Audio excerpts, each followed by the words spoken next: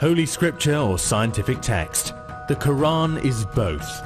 There is no clash.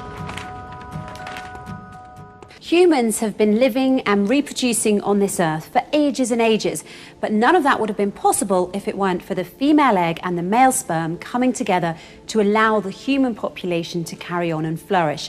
It's a well-known fact that without the female egg and the male sperm coming together, life would be impossible.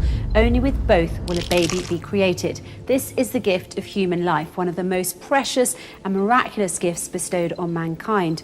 But though we've been procreating and reproducing for eons, science has only recently begun to understand this complex process.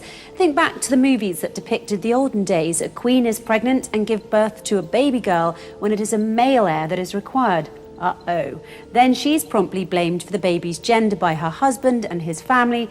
Well, guess what? According to basic genetics, the king and his family are all fools. If they must blame someone for the gender of their newly arrived bundle of joy and diapers, or nappies if you're British, then it is the king they should blame, as we now know that it is the male sperm that determines the sex of the baby.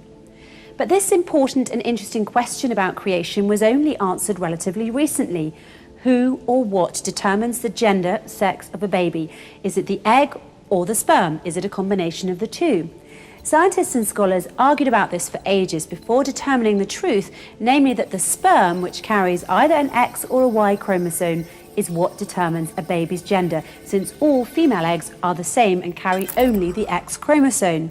Thus, when a man's sperm carries the X chromosome, you will have XX and a baby girl. But when a man's sperm carries the Y chromosome, you get XY and a baby boy as the result. Of course, today this is common knowledge among the scientific community, but that wasn't always the case, as many a poor old queen will tell you. The first indication that sex chromosomes were distinct from other chromosomes came from experiments conducted by German biologist Hermann Henking in 1891. While using a light microscope to study sperm formation in wasps, Henking noticed that some wasp sperm cells had 12 chromosomes, while others had only 11 chromosomes.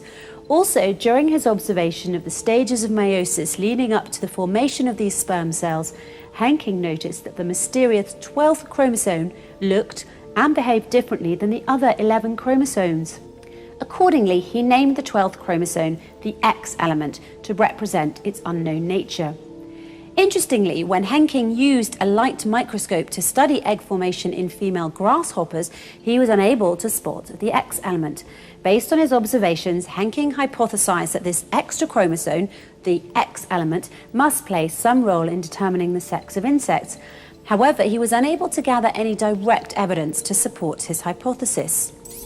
More than a decade after Henking's work, in 1905, Nettie Stevens surveyed multiple beetle species and examined the inheritance patterns of their chromosomes. In 1905, while studying the gametes of beetles, Stevens noted an unusual-looking pair of chromosomes that separated to form sperm cells in the male beetles.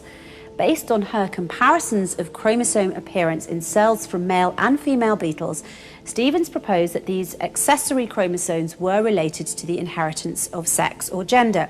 That very same year, 1905, was a big year for genetics.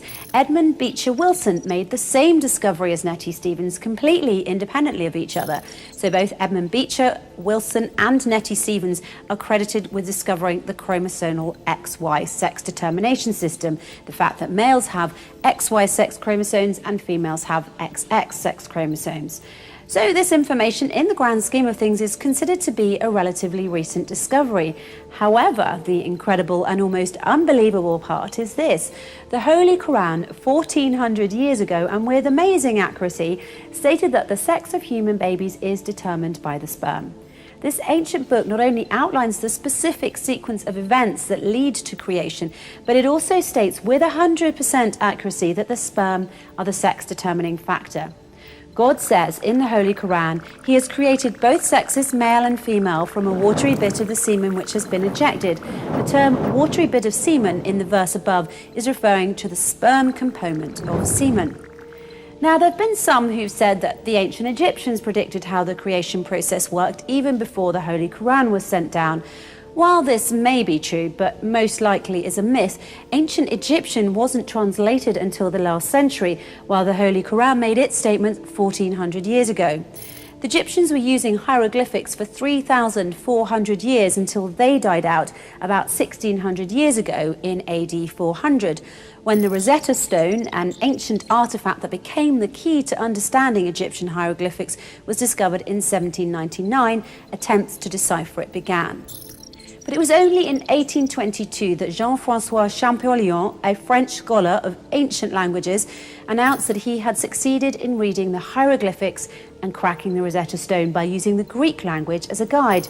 This very nicely proves that Egyptian hieroglyphics were not deciphered during the 7th century, the century of the Holy Quran.